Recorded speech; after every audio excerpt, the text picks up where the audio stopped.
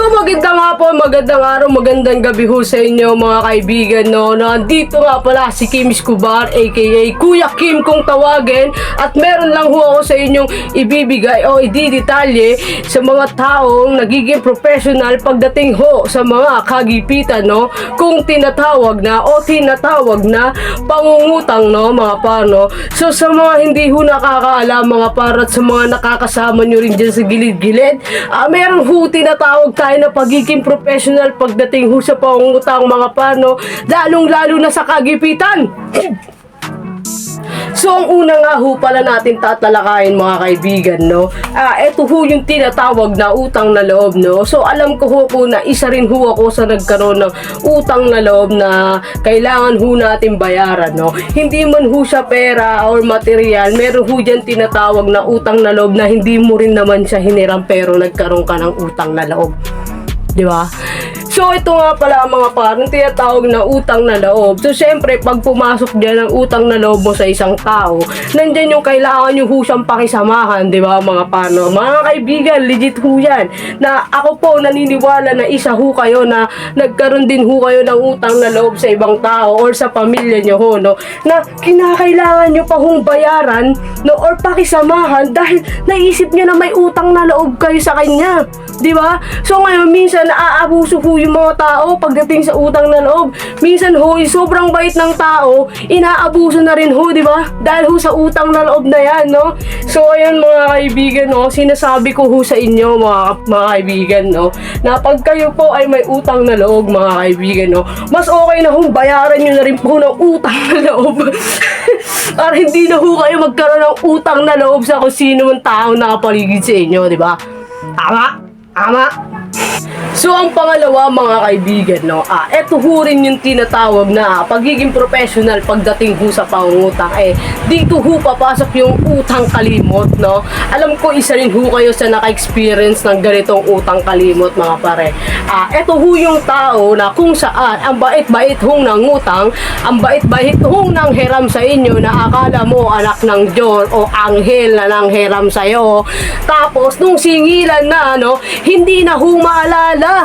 Kayo na lang ho ang nahihiya maningil, di ba? May mga ganyan hong tao, no? Yung professional ho sila mangutang tapos makakalimutan na nila kung magkano nga pala yung inutang nila or nagkaroon ba sila sa ng atraso. Di ba? Di ba? Alam ko nangyayari yan sa totoong buhay mga pano. So, ang nangyayari diyan mga pano, hindi mo na sinisingil dahil gusto mo magkusa na lang magbayad. Ang dating nung siningil mo, nakalimutan na may utang siya sa'yo.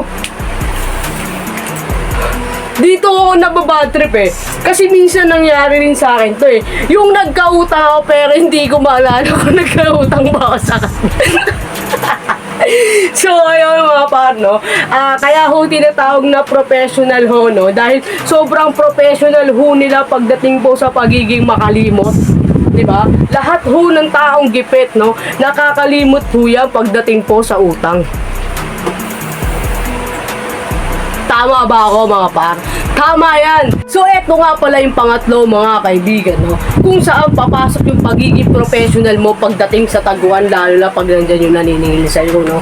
So kaya ho siya tinawag na professional tagu-tago, at dahil nagiging professional ho siya pagdating sa pagtatago, no? Para lang ho hindi makabayad ng utang. Di ba? Yung akala mo na lang bigla siyang maglalaho sa bahay, no? Tas sasabihin mo pa sa anak mo, sabihin mo wala ako dito. Tas ngayon nung tinaning anak mo, sasabihin ng anak mo, wala ho dito si mama sabi niya po, di ba? Di ba? Ang dahil nakaka-experience ng ganyan, no? Kaya nagiging professional po yung ganyan na utang dahil kabisado ho nila yung sasabihin nila o kabisado nila kung saan ho sila magtatago, di ba?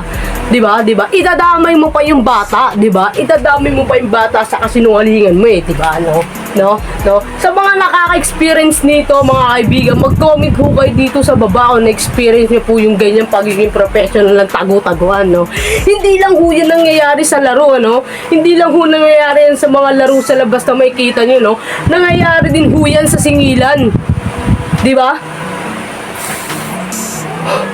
So eto na nga pala mga kaibigan yung pang-apat, no, na kung saan mga kaibigan, no, pumapasok rin ho dito yung pagiging professional mo sa pagliko, no. Hindi lang husa sa sasakyan o iniisip nyo mga par, no. Ang taong nangungutang, no, pag makakasalubong mo yung pinagkautangan mo, no, biglang lumilinaw yung mata mo kahit sobrang labo na ng mata mo, no. No, yung makikita mo yung pinagkautangan mo na papalapit sa'yo at bigla ka nung magkakaroon ng kapangyarihan, no. Yung bigla kang liliko, di ba? Yung bigla mong lilikuan yung pinagkautangan mo para hindi ka singilin. Di ba? No? Madalas yan nangyayari sa mga iskinita, mga par, no?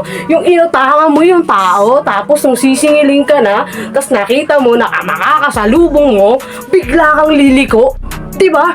Sobrang galing niya mga par, no? Na kahit sobrang labo ng mata mo, bigla mo makikita yung pinagkautangan mo at bigla kang liliko. Diba? Diba? Tama ako mga par, no? Kung ikaw na-experience mo yan mga par, mag-comment ka dito mga par, no? So eto ho mga kaibigan, no? Dito ho papasok yung panlima, no? Kung saan mga kaibigan, no? Professional po ang isang tao pagdating po sa pangmamanipula o pambabaligtad, no? Sa mga nakaka-experience nito mga kaibigan, no? Is totoo hong nangyayari to sa buhay natin araw-araw, no? Na kung sino pa po yung sinisingil natin, no? Siya pa po yung magaling mambaligtad, no? Siya pa po yung galit mga kaibigan, no? Siya pa po yung may ganang magreklamo, no? Siya na nga ho yung pinautang mo, no? Siya pa yung walang kwenta, di ba? Ikaw pa yung babaliktarin na masama para lang hindi siya makabayad ng utang mga kaibigan, no? Nangyayari ho yan sa atin mga kaibigan, no? Yan po yung tinatawag na sobrang professional ho pagdating sa pambabaligtad, no? Para lang hindi ho siya masingil, di ba? Para lang ho hindi ho siya masingil ng isang tao sa pinagkakautangan niya. At eto ho yung pang-anim mga kaibigan, no? Kung saan po mga kaibigan, no? Ang isa hong nangutang mga kaibigan, no? Sobra hong galing hong mangako, no? Kaya ho tinawag po siyang professional pagdating sa promises, no? Dahil lahat po ng mga pinagkakautangan niya o naniningil sa kanya mga kaibigan, no? Ay pinangakuan niya na lang ng pinangakuan mga kaibigan. Hanggang sa inabot na ho ng siyam-siyam mga kaibigan, no? Puro pangako na lang ho ang natatama ng mga pinagkautangan niya mga kaibigan, no? So mga kaibigan, totoo nangyayari to mga kaibigan, no? So sobrang dahil pong naungutang dyan mga kaibigan, no? Puro pangako na lang po ang naibabayad natin sa pinagkautangan natin mga kaibigan. At eto ho yung pampito mga kaibigan, no? Dito na ho papasok yung professional ho siya pagdating ho sa saglit-saglit lang mga kaibigan, no? Eto ho yung taong nangutang at sinabing saglit lang ibabalik niya na, no? Pero inabot na ho ng taon. Inabot na po ng taon yung sinasabi niyang saglit lang mga kaibigan, no? May mga ganyan hong tao no? Yung mangungutang sa'yo na pre, pautang muna pre, saglit lang, babalik ko lang pre. Pre, pautang muna pre, babalik ko din bukas pre. Hanggang sa inabot na ho ng siyam-siyam mga kaibigan yung utang niya, no? Na parang ang nangyari mga kaibigan, no? Hihintayin mo na lang ho siyang magbayad. Diba? Diba?